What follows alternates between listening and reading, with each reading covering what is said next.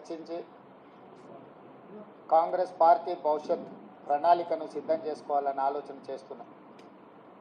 ఈరోజు అందుబాటులో ఉన్న మా మంత్రివర్గ సహచరులు, శాసనసభ్యులు, నూతనంగా ఎన్నికైన పార్లమెంటు సభ్యులతో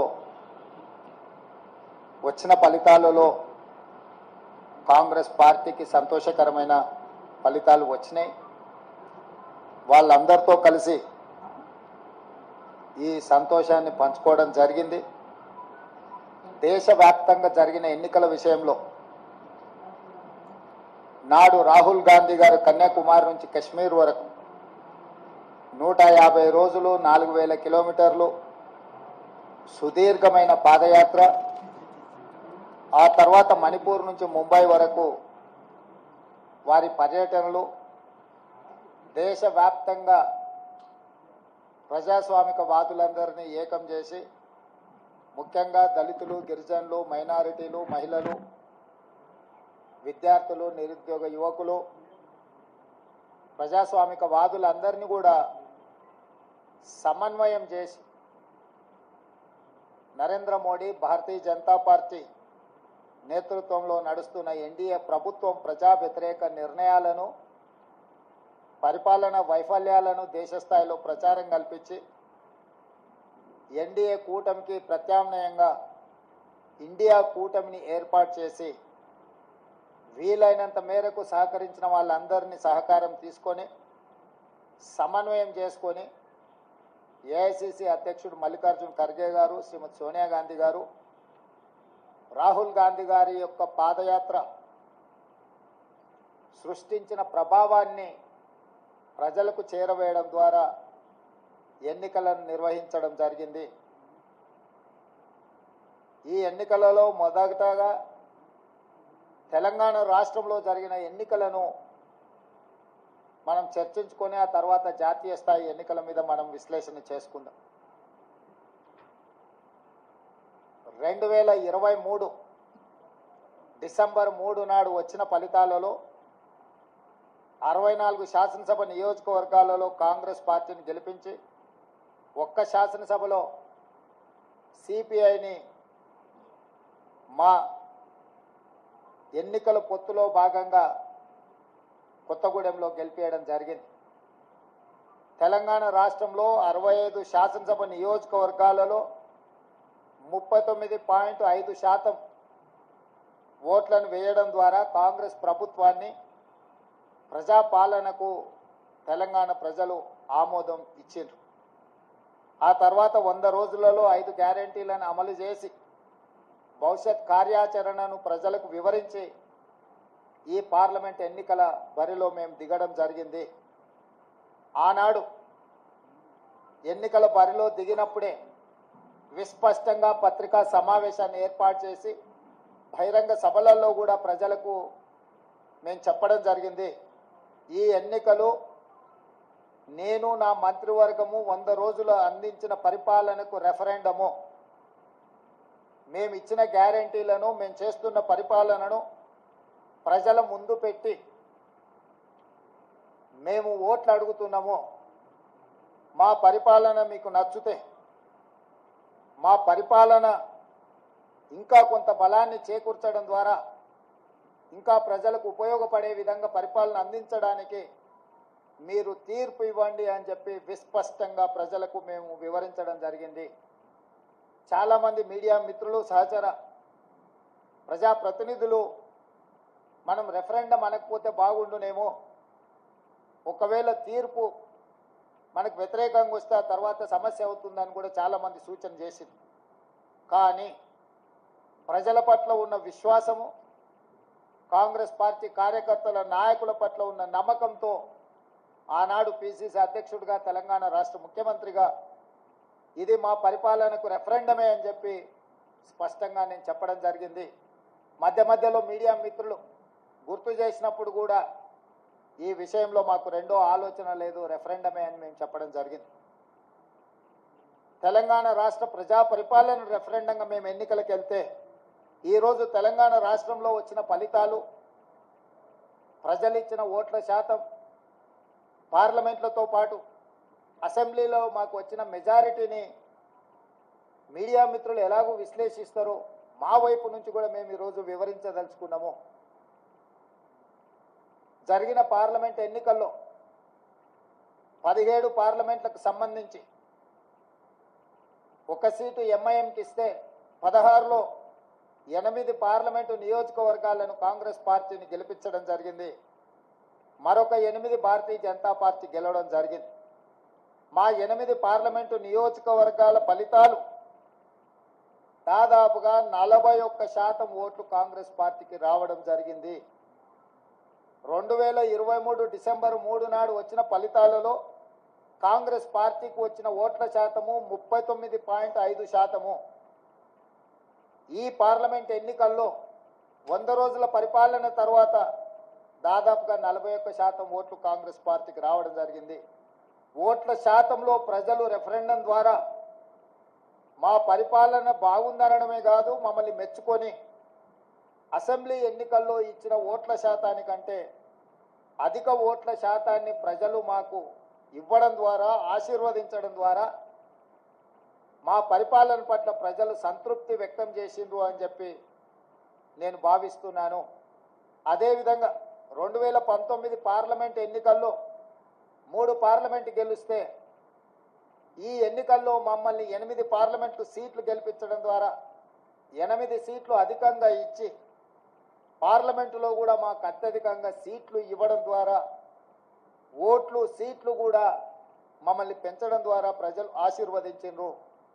ఇదే కాకుండా మూడవ విశ్లేషణ, 119 శాసనసభ నియోజకవర్గాలలో ప్రజలు ఓట్లేస్తే విస్పష్టంగా ఆనాడు 64 సీట్లు ఎట్లయితే మెజారిటీ వచ్చిందో ఈరోజు 64 సీట్లలో మెజారిటీ రావడమే కాకుండా కంటోన్మెంట్ మేము ఓడిపోయి బీఆర్ఎస్ గెలిచిన సీటులో కాంగ్రెస్ పార్టీకి 13,206 ఓట్ల మెజారిటీ ఇచ్చి 65వ స్థానాన్ని కూడా కాంగ్రెస్ పార్టీకి ఇవ్వడం ద్వారా ఆనాడు ఇచ్చిన 64 సీట్ల కంటే ఇంకొక సీటును అదనంగా ఇచ్చి కాంగ్రెస్ పార్టీని అసెంబ్లీలలో కూడా 65 సీట్ల తీర్పు ద్వారా మా రెఫరెండంని ప్రజలు సమర్థించిండ్రు, మాకు అనుకూలంగా ఓట్లేసి గెలిపించిండ్రు.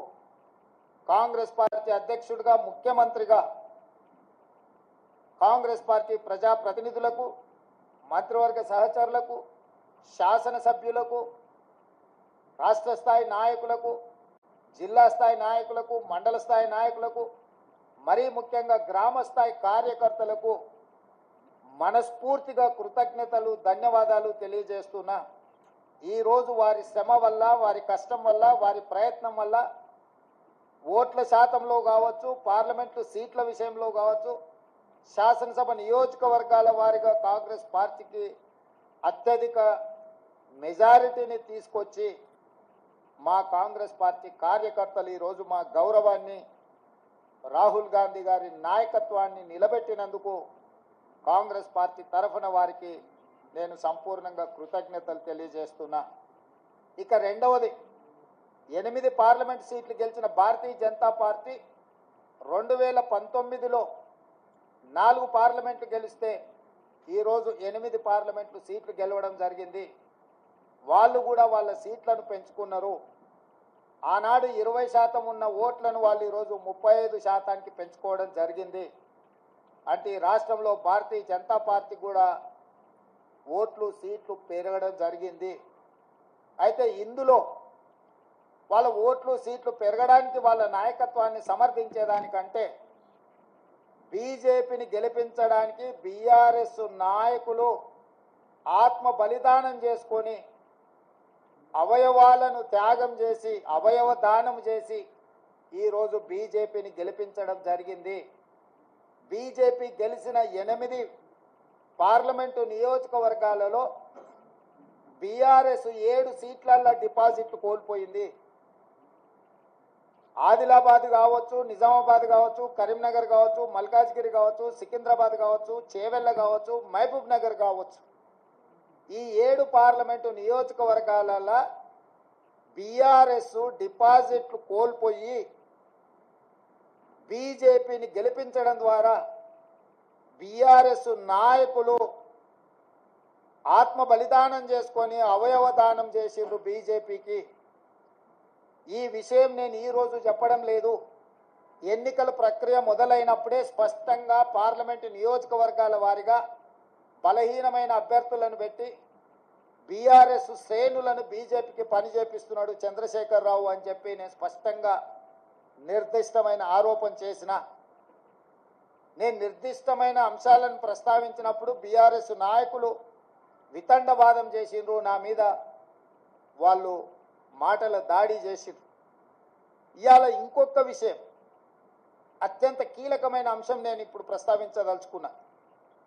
2001లో తెలుగుదేశం పార్టీకి రాజీనామా చేసి చంద్రశేఖరరావు గారు సిద్దిపేటలో శాసనసభ్యుడిగా పోటీ చేసినప్పటి నుంచి 2023 డిసెంబర్ వరకు సిద్దిపేట శాసనసభ నియోజకవర్గంలో ఏ రోజు కూడా 25-30 వేల మెజారిటీ నుంచి 1,25,000 మెజారిటీ వరకు ప్రతి సందర్భంలో అది చంద్రశేఖరరావు గారు కావచ్చు, లేకపోతే హరీష్ రావు గారు కావచ్చు, లేకపోతే స్థానిక సంస్థలు కావచ్చు, లేకపోతే పార్లమెంట్ ఎన్నికల్లో కావచ్చు, అత్యధిక మెజారిటీ సిద్దిపేట అసెంబ్లీ నియోజకవర్గంలో బీఆర్ఎస్ పార్టీకి వచ్చింది.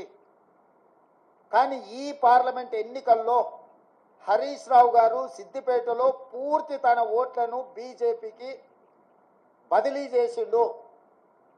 ఇవాళ బీజేపీ రఘునందన్ రావు గారికి 63,000 పైచిలకు ఓట్లు వస్తే బీఆర్ఎస్కు 65,000 ఓట్లు మాత్రమే వచ్చినాయి. ఈరోజు బీఆర్ఎస్ మెజారిటీ సిద్దిపేటలో 2,500 ఓట్లు మాత్రమే. అంటే ఇప్పటి వరకు సిద్దిపేట నియోజకవర్గం మీద పూర్తి ఆధిపత్యాన్ని పట్టును ప్రదర్శించిన బీఆర్ఎస్, కేసీఆర్ హరీష్ ఇద్దరు బీఆర్ఎస్ ఓట్ల మొత్తాన్ని బీజేపీకి రఘునందన్ రావుకు బదిలీ చేయడం ద్వారా ఈరోజు మెదక్లో కాంగ్రెస్ పార్టీని ఒక బలహీన వర్గాల అభ్యర్థిని ఓడించడం జరిగింది. మాకు కేవలం సిద్దిపేటలో వచ్చిన మైనస్ వల్లనే ఈరోజు దాదాపుగా మేము మెదక్ పార్లమెంట్ సీటును ఓడిపోవడం జరిగింది. అంటే బీఆర్ఎస్ను నమ్మి నిలబడ్డ వెంకట్రామరెడ్డిని నమ్మించి మోసం చేయడమే కాకుండా కాంగ్రెస్ పార్టీని ఓడించాలా, కాంగ్రెస్ పార్టీ అంటేనే ఏవగింపు లేకపోతే కోపము ప్రదర్శించి ఆత్మ బలిదానం చేసుకొని అవయవ మార్పిడికి పాల్పడి ఈరోజు బీజేపీని గెలిపించారు. 7 పార్లమెంట్లలో ఆనాడు 37.5% ఓట్లు తెచ్చుకున్న బీఆర్ఎస్ ఈరోజు 16.5% ఓట్లకు పడిపోయింది రాష్ట్ర వ్యాప్తంగా. అంటే దాదాపుగా 22% ఓట్లు బీఆర్ఎస్ ఓట్లు బీజేపీకి బదిలీ చేసిండ్రు. 2023 శాసనసభ ఎన్నికలలో బీజేపీకి 13% ఓట్లు వచ్చినాయి. ఈ పార్లమెంట్ ఎన్నికల్లో 35.5% ఓట్లు వచ్చినాయి. సరిగ్గా బీజేపీ ఓట్లు 22.5% పెరిగితే బీఆర్ఎస్ ఓట్లు 37.5% నుంచి 16.5%కి పడిపోయినాయి అని అంటే సరిగ్గా 21%, 22% ఓట్లు బీఆర్ఎస్ వాళ్ళు బీజేపీకి బదిలీ చేసిండ్రు. తద్వారా 8 పార్లమెంటులల్లా బీజేపీ గెలిచింది. 8 పార్లమెంట్లల్లా బీఆర్ఎస్ డిపాజిట్లు గల్లంతైనాయి. ఒక్క మెదకులో ఓడిపోయిన దాంట్లో మాత్రమే వాళ్ళకి డిపాజిట్ వచ్చింది. బీజేపీ గెలిచిన 8 సీట్లల్లా 7 సీట్లు బీఆర్ఎస్ తన ఉనికిని, తన డిపాజిట్లను కోల్పోవడం ద్వారా బీజేపీని గెలిపించింది. ఈరోజు పోతూ పోతూ చస్తూ చస్తూ ఇవాళ బీజేపీని గెలిపించే ప్రయత్నం ఈ రాష్ట్రంలో బీఆర్ఎస్ చేసింది. చంద్రశేఖరరావు, హరీష్, కేటీఆర్ చేసిండ్రు. మొన్న జరిగిన శాసనసభ ఎన్నికల్లో 39 ఎమ్మెల్యే స్థానాలలో బీఆర్ఎస్ గెలవడం జరిగింది. ఈ ఎన్నికల్లో 119లో కేవలం 3 సీట్లలోనే మెజారిటీ వచ్చింది బీఆర్ఎస్. అది సిరిసిల్ల, సిద్దిపేట, గజ్వేల్. అంటే ఈ రాష్ట్రంలో బీఆర్ఎస్ నాయకుల యొక్క ఆత్మగౌరవాన్ని, బీఆర్ఎస్ యొక్క శాసనసభ్యుల ఆత్మగౌరవాన్ని బీజేపీకి కేసీఆర్, కేటీఆర్, హరీష్ రావు తాకట్టు పెట్టిండ్రు. పూర్తిగా ఓట్ల బదలాయింపు, పూర్తిగా ఎన్నికల ఫలితాలను బీజేపీకి అనుకూలంగా మార్చి ఈరోజు కేసీఆర్ కుటుంబము రాజకీయ అరాచకానికి పాల్పడ్డారు. ఇది తెలంగాణ సమాజం అంతా గమనించాలి. ప్రజాస్వామికవాదులు, సెక్యులర్ ఫోర్సెస్ అందరూ కూడా ఈరోజు ఈ అంశాన్ని గమనించాలి అని చెప్పి కాంగ్రెస్ పార్టీ కోరుతున్నది. ఈ రకంగా ఈ తెలంగాణ రాష్ట్రంలో తనంతల తానే అంతర్ధానం అయిపోయి ఈరోజు బీజేపీని గెలిపించడానికి చంద్రశేఖరరావు గారు ఒక దురాగతానికి పూనుకున్నాడు అని అంటే ఈరోజు మనం అర్థం చేసుకోవాలి. కేటీఆర్ గారు నిన్న అంటున్నారు ఫినిక్స్ లాగా మనం ఇప్పుడు బూడిదైన నాయన మళ్ళీ పుట్టేది ఏం లేదు, ఇక బూడిదే మీకు మిగిలింది. ఆ బూడిద తీసుకెళ్ళి మీ బావకు మీ నాయనకి ఇద్దరికి బుయ్యి ముఖానికి సరిపోతుంది, గాడికి మీ కథ సుఖాంతం అయిపోతుంది. చరిత్రలో ఆ పార్టీ పుట్టినప్పటి నుంచి ఈ రోజు వరకు పార్లమెంటులో ప్రాతినిధ్యం లేకుండా ఉన్నది ఇది మొదటిసారి. ఇంత అచేతనావస్థలో ఇంత దుర్భరమైన పరిస్థితి బీఆర్ఎస్కు దాపురించిందంటే చంద్రశేఖరరావు గారి నాయకత్వము, కేసీఆర్ కుటుంబాన్ని ఏ రకంగా తెలంగాణ సమాజం గమనిస్తుందో వాళ్ళిద్దరు ఆలోచన చెయ్యాలి. అందుకే ఈ 6 నెలల్లో మా పార్టీ మీద, మా ప్రభుత్వం మీద, మా నాయకత్వం మీద, మా నాయకుల మీద, ఢిల్లీలో ఉండే అధిష్టానం మీద వాళ్ళు ఎన్నో రకాల ఆరోపణలు చేసిండ్రు. ఈ ఆరోపణల నేపథ్యంలో బీఆర్ఎస్కు ఒక గుండు సున్నా ఇచ్చారు తెలంగాణ ప్రజలు. ఇప్పటికైనా చంద్రశేఖరరావు గారు, హరీష్ రావు గారు, తారక రామారావు గారు ఆలోచన చేయాలి. ప్రజలు ఎన్నుకున్న ప్రభుత్వాన్ని 100 రోజులు పూర్తి కాకముందే కోట్లాది శాపనార్థాలు పెట్టడం ద్వారా ఈ ప్రభుత్వాన్ని అస్థిరపరచాలన్న ఆలోచనతో, ఈ ప్రభుత్వాన్ని పడగొట్టాలన్న కుట్రలతో వ్యవహరిస్తే ప్రజలు పూర్తిగా బీఆర్ఎస్ను తిరస్కరించడం జరిగింది. ఇప్పటికైనా ప్రధాన ప్రతిపక్ష నాయకుడిగా రాష్ట్ర అవతరణ దినోత్సవాలలో కూడా పాల్గొనకుండా ఏవో చిల్లర మల్లర కారణాలు చూపించడం ద్వారా మీరు ప్రజాస్వామిక వ్యవస్థనే అవమానించే విధంగా వ్యవహరించిన తీరు ప్రజలు గమనిస్తున్నారు. అందుకే బీఆర్ఎస్ నాయకులకు, కేసీఆర్ కుటుంబానికి నేను సూచన చేస్తున్నా, మీ వ్యవహార శైలిని మార్చుకోండి. ప్రతిపక్షంగా సహేతుకమైన సలహాలు, సూచనలు ఇవ్వండి. ప్రజల సమస్యలను పరిష్కరించడానికి సహకరించండి. మీ కుటుంబ స్వార్థం కోసమో, మీ పార్టీ మనుగడ కోసమో, లేకపోతే మీరు అక్రమంగా సంపాదించుకున్న ఆస్తులను కాపాడుకోవడానికో మీరు చేస్తున్న ప్రయత్నాలు ప్రజలు గమనిస్తున్నారు. కాబట్టి దయచేసి చంద్రశేఖరరావు గారు ప్రధాన ప్రతిపక్ష నాయకుడిగా మీ బాధ్యతను నిర్వహించండి. హరీష్ రావు గారు, మీరు ఆత్మహత్య చేసుకోవడం ద్వారా కాంగ్రెస్ పార్టీని ఓడించినామని మీరు అనుకుంటుండ్రేమో. మీరు ఆత్మాహుతి దళాలుగా మారి కాంగ్రెస్ పార్టీని దెబ్బతీయాలన్న ఆలోచన ఏదైతే చేస్తుండ్రో ఇది చివరికి మీ ఉనికి, మీ మనుగడ ఈ రాష్ట్రంలో, ఈ దేశంలో లేకుండా, చట్టసభలలో లేకుండా కనుమరుగైపోతారు, కాలగర్భంలో కలిసిపోతారు. ఇట్లాంటి కుట్రలను, కుతంత్రాలను తెలంగాణ సమాజం గమనిస్తుంది. గమనించవలసిందిగా నేను కోరుకుంటున్నాను తెలంగాణ రాజకీయాలలో.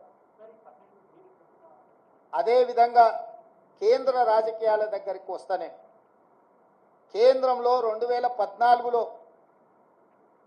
Bharatiya Janata party election manifesto మీద 10 మంది నాయకుల ఫోటోలు పెట్టి ఓట్లు అడిగారు. 2019లో 3-4 నాయకుల ఫోటోలు పెట్టి ఓట్లు అడిగారు. భారతీయ జనతా పార్టీ విధానం మీద, భారతీయ జనతా పార్టీ సిద్ధాంతాల మీద, భారతీయ జనతా పార్టీ ఎన్నికల మేనిఫెస్టో మీద 2014, 2019 ఎన్నికలు జరిగినాయి. ఒకసారి 2014లో 273 సీట్లు వచ్చినాయి, 2019లో 303 సీట్లు వచ్చినాయి. అంటే సంపూర్ణమైన మెజారిటీ భారతీయ జనతా పార్టీకి ఆనాడు దేశ ప్రజలు ఇవ్వడం జరిగింది. 2024 పార్లమెంట్ ఎన్నికల్లో పార్టీని పక్కన పెట్టిండ్రు, సమిష్టి నాయకత్వాన్ని పక్కన పెట్టిండ్రు. మోడీ గ్యారంటీ అని చెప్పి ఏక వ్యక్తి నాయకత్వంలో ఒకే ఒక వ్యక్తి, అది మోడీ గ్యారంటీ అని చెప్పి ప్రజల దగ్గరికి వెళ్ళారు. మోడీ గ్యారంటీ మీదనే మొత్తం ఎన్డీఏ కూటమి యొక్క ఎన్నికల ప్రచార సరళిని నడిపించిండ్రు. 303 సీట్లున్న బీజేపీ 240 సీట్లకు పడిపోయింది. అంటే మోడీ గ్యారంటీని ఈ దేశ ప్రజలు తిరస్కరించిండ్రు. మోడీ గ్యారంటీకి ఉన్న వారంటీ అయిపోయింది. ఇక మోడీ కాలం చెల్లిపోయిండు అని చెప్పి దేశ ప్రజలు తీర్పిచ్చిండ్రు. దానికి సంబంధించి ఈ ఎన్నికల్లో బీజేపీకి ఎన్డీఏకు 42.9% ఓట్లు వస్తే ఇండియా కూటమికి 41.1% ఓట్లు వచ్చినాయి. దాదాపుగా సరి సమానంగా ఓట్ల శాతం వచ్చింది. సీట్లు కూడా దాదాపుగా పోటీ పడే విధంగా రావడం జరిగింది. జాతీయ రాజకీయాలలో నా విశ్లేషణ, నా డిమాండ్ ఒక్కటే. మోడీ గ్యారంటీ మీద ఎన్నికలకు వెళ్ళిన భారతీయ జనతా పార్టీ మోడీ గ్యారంటీని ప్రజలు తిరస్కరించారు. మోడీ గ్యారంటీకి ఉన్న వారంటీ పూర్తయిపోయింది, కాలం చెల్లిపోయింది. కాబట్టి ఈ దేశ ప్రజలు మోడీ గారిని తిరస్కరించారు. తక్షణమే నరేంద్ర మోడీ గారు ప్రధానమంత్రి పదవికి రాజీనామా చేసి మళ్ళీ ప్రధానమంత్రి పదవి చేపట్టకూడదు. ఎందుకంటే ఆయన నాయకత్వాన్ని ఆయనను చూపించే ఓట్లు అడిగినరు. ప్రజలు ఆయన నాయకత్వాన్ని, ఆయన గ్యారంటీని తిరస్కరించారు. కాబట్టి 140 కోట్ల ప్రజల యొక్క తిరస్కారానికి లోనైన నరేంద్ర మోడీ ప్రధానమంత్రి పదవి చేపట్టకూడదు. ఇది 4 కోట్ల తెలంగాణ ప్రజల తరఫున కాంగ్రెస్ పార్టీ నాయకుడిగా నేను డిమాండ్ చేస్తున్నా. సరే, ఎన్డీఏ కూటమిలో ఇంకెవరైతారు? ఎన్డీఏ కూటమికి మెజారిటీ వచ్చినప్పుడు వాళ్ళు ఏం నిర్ణయాలు తీసుకుంటారు పక్కన పెడితే, మోడీ గ్యారంటీ మీద ఏక వ్యక్తి చూపించి మీరు ఓట్లు ప్రజల దగ్గరికి వెళ్తే ఆ ఏక వ్యక్తిని ప్రజలు తిరస్కరించారు. కాబట్టి భారతీయ జనతా పార్టీ నరేంద్ర మోడీ గారిని రాజీనామా అడగాలి, రాజీనామా చేయించాలి. నరేంద్ర మోడీ గారు హుందాగా, విలువలు కలిగిన రాజకీయ నాయకుడిగా, సమాజానికి ఆదర్శంగా నిలబడే వ్యక్తిగా ప్రధానమంత్రిగా రాజీనామా చేసి హుందాగా వారు తప్పుకుంటే వారికి గౌరవం ఉంటుంది. లేదు, నేను ఇట్లనే ప్రధానమంత్రికి కొనసాగుతా, 3వసారి ప్రమాణ స్వీకారం చేస్తా, కుట్రల కుతంత్రాలకు నేను తెరలేపుతా అని నరేంద్ర మోడీ గారు అంటే, వారు చెప్పుతున్న విలువలతో కూడుకున్న రాజకీయాలు చెప్పడానికే తప్ప పాటించడానికి లేదు అని చెప్పి ఈ దేశ ప్రజలు నరేంద్ర మోడీ గారిని తిరస్కరించబోతున్నారు. కాబట్టి భారతీయ జనతా పార్టీ ఇప్పటికైనా ఏక వ్యక్తి అదే విధంగా అప్రజాస్వామికంగా వ్యవహరించే తీరును మానుకోవాలి. ప్రజలిచ్చిన తీర్పును భారతీయ జనతా పార్టీ గౌరవించాలి అని చెప్పి కాంగ్రెస్ పార్టీ డిమాండ్ చేస్తుంది.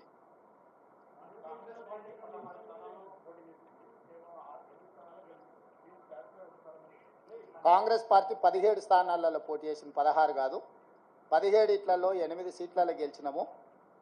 ఫలితాలు అనుకూలంగా అనుకున్న దానికంటే ఎక్కువనే వచ్చినాయి. కానీ మేము ఎంతైతే కావాలనుకుంటున్నామో, మా అభిమానులు ఎంతైతే ఫలితాలు మాకు అనుకూలంగా ఉండాలనుకున్నారో ఆ స్థాయిలో లేవు.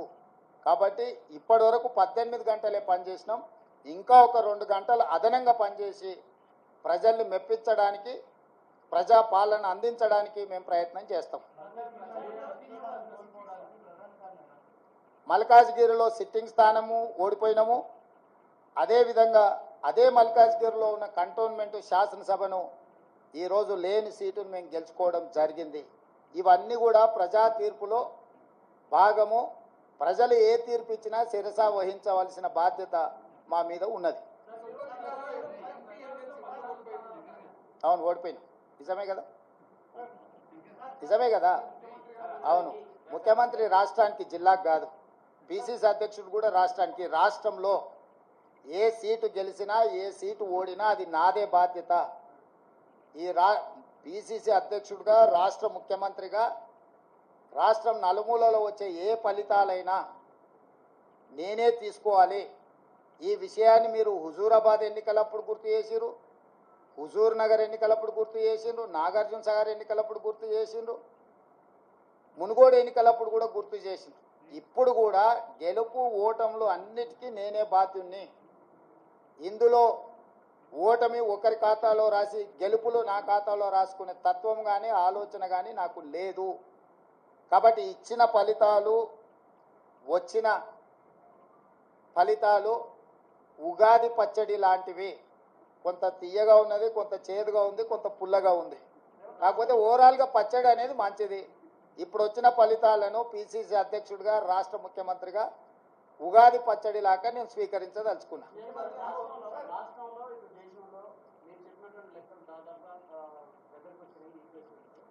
మీరు మరింత ప్రచారం అంటే ఈ రిజర్వేషన్ అంశంలో రాజ్యాంగం గురించినటువంటి అంశం మరింత దేశంలోకి తీసుకెళ్ళకపోవడానికి తెలంగాణ ఎన్నికలు అయిపోవాలని మీరు ఇక్కడ ఉండి కూడా కారణం.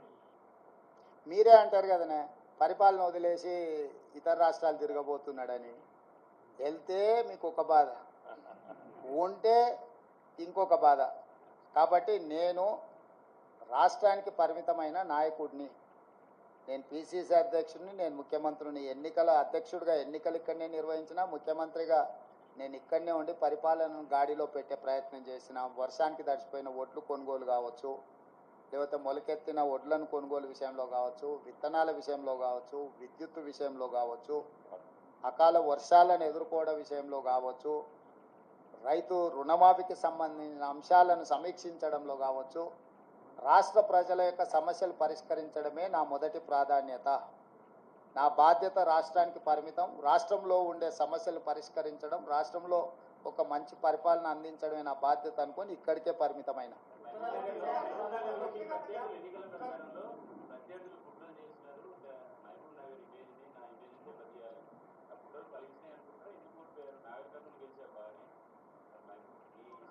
అవును, నా సొంత గ్రామం వచ్చేసి అచ్చంపేట, నల్లమల్ల అడవి, మీకు అందరికీ తెలుసు. కానీ నేను ముందే చెప్తున్నా మొదటి నుంచే, మా గ్రామంలో మొత్తం ఆ పార్లమెంట్లో ఉన్న దాంట్లో ఒక బూత్లో హైయెస్ట్ మెజార్టీ మా సొంత గ్రామంలో వచ్చింది. మల్లురవి గారు ఎంత మెజారిటీ మా గ్రామంలో 1100 ఓట్లు వచ్చినాయంట. సో నేనేమంటున్నానంటే నా గ్రామము నా ఊరు కాదు, కరెక్ట్. అందుకే సిట్టింగ్ ఎంపీ సీటున డిపాజిట్ కోల్పోయి టీఆర్ఎస్ ఓట్లు బదిలీ చేసింది. నేను చెప్పింది కుట్ర అదే. ఆ కుట్ర ఆ రోజు చెప్పినప్పుడు మీరు రేవంత్ రెడ్డి ఏదో బాధపడుతున్నాడు, రేవంత్ రెడ్డి ఏదో ముందే ఓటమిని అంగీకరించి మాట్లాడుతున్నాడని మీరే విశ్లేషణలు చెప్పారు లైవ్లల్లా. ఇప్పుడు నిజాం తేలింది కదా, మహబూబ్నగర్లో డిపాజిట్ పోయింది, చేవెళ్ళలో డిపాజిట్ పోయింది, సికింద్రాబాద్లో డిపాజిట్ పోయింది, మల్కాజ్గిరిలో డిపాజిట్ పోయింది, కరీంనగర్లో డిపాజిట్ పోయింది, నిజామాబాద్లో డిపాజిట్ పోయింది, ఆదిలాబాద్లో డిపాజిట్ పోయింది బీఆర్ఎస్ నాయకులకు. నేను చెప్పింది అదే కదా. వీళ్ళు పూర్తిగా ఓట్లు బదిలీ చేసి బీజేపీని గెలిపించడానికి బీఆర్ఎస్ కార్యకర్తల ఆత్మగౌరవాన్ని, నాయకులను బలిస్తున్నాడు అని చెప్పిన. ఇప్పుడు కూడా నేను విజ్ఞప్తి చేస్తున్న బీఆర్ఎస్ ఎమ్మెల్యేలకు, at the cost of your position KCR బేరసారాలు చేసుకుంటున్నాడు బీజేపీ తోటి. ఇప్పటికైనా మీరు ఆలోచన చేసి, అదేమో అంటారు కదా, ఆత్మ ప్రబోధానుసారము మీరు నిర్ణయాలు తీసుకోండి.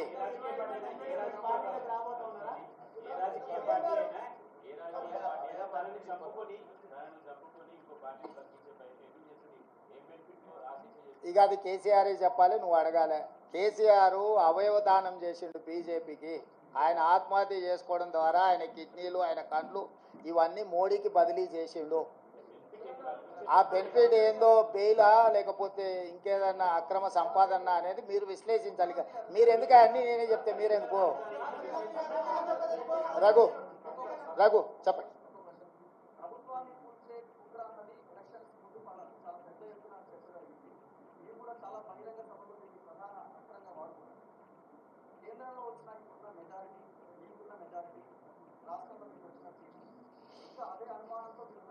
డెఫినెట్గా ఆ దిశగా కేసీఆర్ నిరంతరం ప్రయత్నం చేస్తుంటూనే ఉంటాడు. కేసీఆర్ ఉన్నంత కాలము కుట్రలు కుతంత్రాలు ఉండనే ఉంటాయి.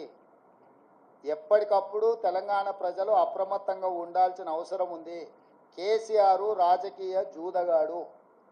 జూదం అనేది కేసీఆర్ మానడు. సర్వం ఒడ్డైనా జూదమే ఆడతాడు కేసీఆర్. రాజకీయ జూదగాడైన కేసీఆర్ తెలంగాణ రాష్ట్ర రాజకీయ ముఖ చిత్రంలో ఉన్నంతకాలం ఈ కుట్రలు కుతంత్రాలు కొనసాగుతూనే ఉంటాయి. అయితే మహారాష్ట్రలో ఇట్లాంటి కుట్రలు కుతంత్రాలతోని శివసేనను ఎన్సీపీని చీల్చడం ద్వారా ప్రభుత్వాన్ని ఏర్పాటు చేయడం ద్వారా నరేంద్ర మోడీ గారు ప్రభుత్వాన్ని ఏర్పాటు చేసిన అని అనుకున్నాడు. కానీ మహారాష్ట్ర ప్రజల తిరస్కారానికి గురై ఈరోజు తలెత్తుకోలేని పరిస్థితులు మహారాష్ట్రలో ఉద్భవించినాయి. కాబట్టి తెలంగాణలో నరేంద్ర మోడీ గారు బీజేపీ ఇదే రకమైన ప్రయోగం చేస్తారా చేయరా చూడాలి. నెంబర్ 1. నెంబర్ 2, ప్రపంచంలోనే అత్యంత అవినీతిపరుడు చంద్రశేఖరరావు అని ఆరోపణ చేసి ఈ దేశంలోనే కుటుంబ పార్టీ అవినీతి కుటుంబం అని ఆరోపణ చేసింది కేసీఆర్ పార్టీని, కేసీఆర్ కుటుంబాన్ని. వీళ్ళతో బీజేపీ ఎట్లా జట్టు కడుతుంది, ఎట్లా సమర్థించుకుంటారో బీజేపీ నాయకులు ఇప్పుడు ప్రజలకు వివరించాలి. వీటన్నిటి నేపథ్యంలో ఈ అన్నిటిని విశ్లేషించడానికి ఇంకా కొంత సమయం పడుతుంది.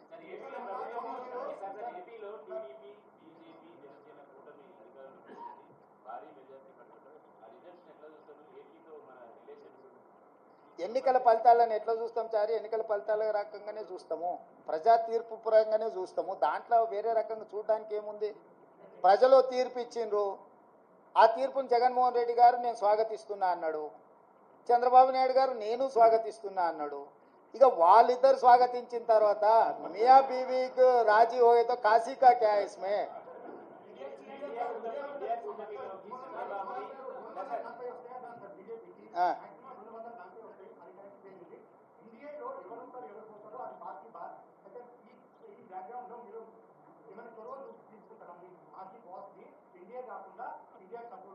నీ సూచన ఏంది రాహుల్? ఏం చేస్తే బాగుంటుంది? నీ సూచన ఏందంటూ అది ఒకవేళ నీ సూచన మా అందరి నాయకుల ముందు పెడతా. వాళ్ళందరూ కూడా రాహుల్ సూచన బాగుందంటే ఆ విధంగానే ముందుకు పోయి ఆ రాహుల్తో మాట్లాడదాం. ఏ ప్రభుత్వమైనా ఏర్పడినప్పుడు ఆహ్వానించినప్పుడు పార్టీలో చర్చించి నిర్ణయం తీసుకుంటాం. వ్యక్తిగా నేను నిర్ణయాలు తీసుకోవడానికి ఉండదు. పార్టీ సూచనల మేరకే నేను వ్యవహరించాల్సి ఉంటుంది. ఇది సిద్ధాంతపరంగా రాజకీయ పరంగా పార్టీ తీసుకోవాల్సిన నిర్ణయము. ఏ ప్రభుత్వం ఏర్పడ్డా స్నేహపూర్వకమైన వాతావరణంలో సమస్యలు పరిష్కరించుకుంటామని నేను ముందే చెప్పిన. ఈరోజు కూడా నేను ఆ మాటకు ఉన్నా. ఆంధ్రప్రదేశ్లో ఏ ప్రభుత్వం ఏర్పడ్డా ఆ ప్రభుత్వంతో సంప్రదింపులు చేపట్టి రాష్ట్ర సమస్యల్ని శాశ్వతంగా పరిష్కరించుకుంటాము. ఉమ్మడి క్యాపిటల్ చట్టపరంగానే సమస్య పరిష్కారం అయిపోయింది. హైదరాబాద్ నగరం ఇప్పుడు తెలంగాణకు రాజధాని. అంటే ఒక కీలకమైన సమస్య ఆల్రెడీ చట్టపరంగా పరిష్కారం అయింది. మిగతా ఆస్తుల పంపకాలకు సంబంధించి నీటి పంపకాలకు సంబంధించి ఉన్న సమస్యల్ని తప్పకుండా కూర్చుంటాం, చర్చించుకుంటాం, పరిష్కరించుకుంటాం. మాకేం బేసిజాలు లేవు. రాష్ట్రం యొక్క అభివృద్ధి, రాష్ట్రం యొక్క అభ్యున్నతి కోసము ఎవరితోనైనా చర్చించడానికి మేము సిద్ధంగా ఉన్నాం, పరిష్కరించుకుంటాం. ఏం ప్రభాకర్?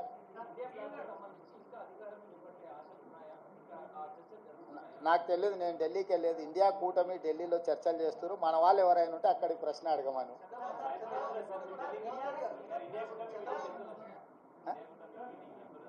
ఇండియా కూటమిలో జాతీయ నాయకులు ఆ కూటమిలో ఉన్న వివిధ భాగస్వాములనే ఇప్పటికి పిలిచిండ్రు. ఇంతవరకు అయితే ఆహ్వానం రాలేదు. ఏదైనా ఢిల్లీకి సూచన చేస్తే మీరు తప్పకుండా వెళ్తారు.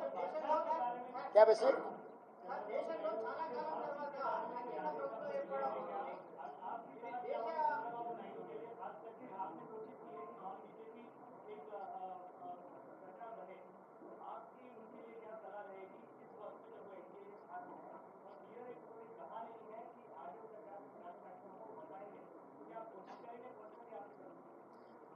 जहाँ तक मेरा सुझाव मोदी जी को, मोदी जी का गारंटी की वारंटी खत्म हो चुकी है. इसीलिए मोदी जी तुरंत जिम्मेदारी लेकर इस्तीफा दिए तो प्रधानमंत्री कुर्सी को उनके लिए शोभा है. इसीलिए मैं एक ही मोदी जी से डिमांड करता हूं कि तुरंत आप प्रधानमंत्री कुर्सी को इस्तीफा दे दीजिए, क्योंकि आपकी वारंटी की गारंटी खत्म हो चुकी है। और दूसरी बात रहा ये जो अलायंस के बारे में, इंडिया अलायंस या कोई आए कोई गए, ये जिम्मेदारी मेरे नहीं है। मेरे जिम्मेदारी है तेलंगाना सरकार चलाने का, तेलंगाना कांग्रेस पार्टी को चलाने का जिम्मेदारी है। मैं गैर जिम्मेदारी के काम नहीं करता हूं। जो जिम्मेदारी लोग हैं वो जिम्मेदारी लोग जिम्मेदारी निभाएंगे। वो यहाँ पर चर्चा नहीं होगी, दिल्ली में होगी। आपको कुछ भी अगर ऐसा ही कुछ संशय रहा तो मुझे पूछो, मैं दिल्ली में फिर पूछ लेके फिर वापस बोलूंगा। मैं आपका रोल बहुत अहम रहा है, जब खास करके तेलंगाना का भी रोल अहम रहा है इस चुनाव प्रचार के दौरान। तो पर्सनली आप साथ कैबिनेट में रहे, तो पर्सनली आपको देंगे चंद्रबाबू नायडू को, नीतीश कुमार को, खास करके चंद्रबाबू नायडू जो जिनसे आपके ताल्लुकात पहले वो रखते थे। अरे सबसे सबका ताल्लुकात है, कौन किससे पहचानते नहीं। जितने सारे लोग हैं, नीतीश कुमार जी पहले कांग्रेस पार्टी के साथ भी काम किए, बहुत सारे लोग कांग्रेस पार्टी के साथ किए, सो वाले आज एनडीए के अलायंस में है, या एनडीए में जो लोग हैं अभी इंडिया अलायंस में भी है। ये सब सारे प्रदेश लेवल पे चर्चा नहीं होने वाले हैं, नेशनल लेवल पे चर्चा होने वाले हैं। नेशनल लेवल पे अभी अलायंस का, इंडिया अलायंस का कुछ मीटिंग चल रहा है। मीटिंग में जो तय करेगा वो हिसाब से इंडिया अलायंस आगे जाएगा। ఏపీ ఎన్నికల ప్రచారంలో కేంద్రంలో కాంగ్రెస్ అధికారంలోకి వస్తే స్పెషల్ స్టేటస్ ఇస్తాము అన్నది హామీ ఇచ్చారు. ఇవాళ కేంద్రంలో అధికారం ఎన్డీఏ కూటమి అటువంటి ఆఫర్ ఏమన్నా చంద్రబాబుకి ఇచ్చి మేము ఆ దాంట్లో చేరితే మీరు అనుకుంటున్న తెలంగాణ ఆంధ్రప్రదేశ్ ప్రజలకి స్పెషల్ స్టేటస్ ఇస్తాం. నిన్న రాహుల్ గాంధీ గారి పత్రికా సమావేశం చూస్తే మీకు అందరికి స్పష్టత వచ్చి ఉండాలి. ఆంధ్రప్రదేశ్ రాష్ట్రానికి ప్రత్యేక హోదా మా మన్మోహన్ సింగ్ గారు ఇచ్చిండ్రు. మన్మోహన్ సింగ్ గారు ఇచ్చిన మాటకు, పార్లమెంటులో చేసిన చట్టానికి కాంగ్రెస్ పార్టీ కట్టుబడి ఉన్నదని రాహుల్ గాంధీ గారు విస్పష్టంగా ఆంధ్రప్రదేశ్కు హామీ ఇవ్వడం జరిగింది. ఇది చట్టబద్ధతతో కూడుకున్న హామీ, ఎన్నికల హామీ కాదు. అది 2014లోనే రాష్ట్ర పునర్విభజన చట్టంలో నాటి ప్రధానమంత్రి మన్మోహన్ సింగ్ గారు ఆంధ్రప్రదేశ్కు ప్రత్యేక హోదా ఇస్తామని చెప్పడం జరిగింది. నిన్న జరిగిన రాహుల్ గాంధీ గారు, మల్లికార్జున్ ఖర్గే గారు పత్రికా సమావేశంలో రాహుల్ గాంధీ గారు ఈ అంశాన్ని పునరుద్ఘాటించిండ్రు. మేము కట్టుబడి ఉన్నాము అని. ఎవరికైనా ఎలాంటి శశబిషలు, అనుమానాలు అక్కర్లేదు. ఆనాడు పార్లమెంటులో చేసిన చట్టానికి కాంగ్రెస్ పార్టీ కట్టుబడి ఉంది.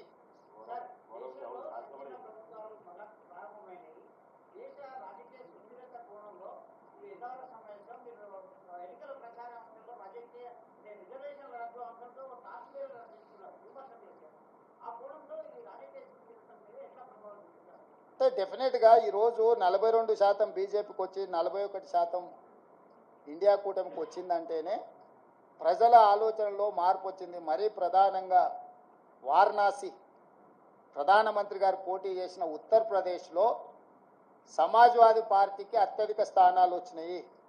ఈరోజు సమాజ్వాదీ పార్టీ, కాంగ్రెస్ పార్టీ దాదాపుగా 40 పైగా సీట్లను సాధించడం జరిగింది.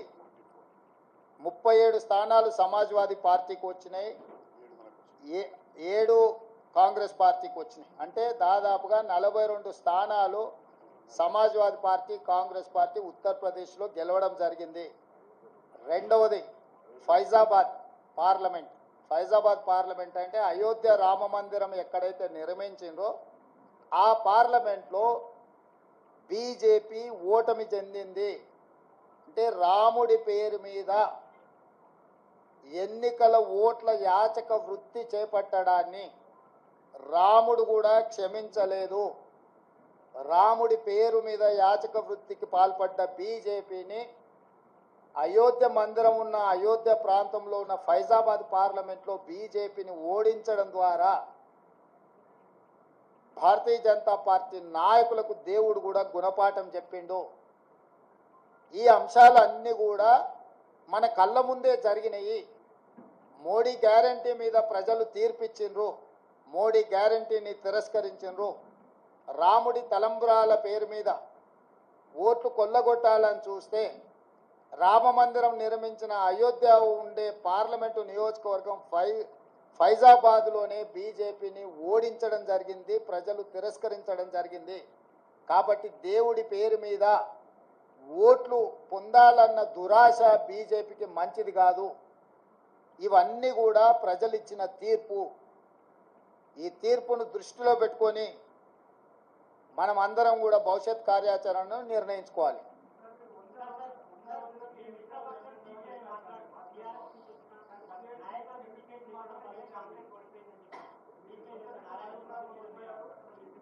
వాళ్ళ ప్రజాస్వామ్యంలో ఎవరి అభిప్రాయాలు వాళ్ళు స్వేచ్ఛగా చెప్పొచ్చు. వారి స్వేచ్ఛను నేను హరించను. వారు స్వేచ్ఛగా అభిప్రాయాలు చెప్పొచ్చు. Thank you.